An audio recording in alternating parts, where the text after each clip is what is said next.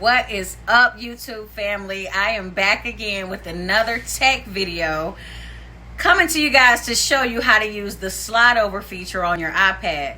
So if you have an active screen or active window currently open on your iPad and you want to just look at other apps without closing that window, stay tuned so I can show you step by step how to use this feature.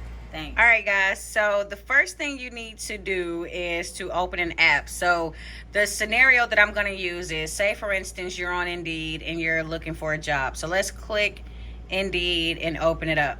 So you want to use the slide over feature so that you can look at other apps without losing this screen. So another video that I made about kind of something like this was using split screen, but this video is using the slide over feature. So you're going to do the same thing by going to these three dots.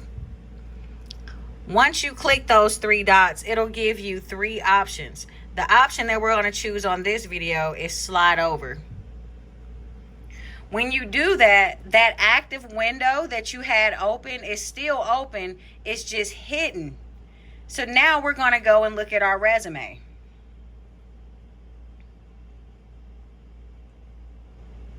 All right, so now we also have two active screens, but it's not split. You have a minimized window on this side with the previously active window, but now you also have a new screen showing whatever it is that you want to see.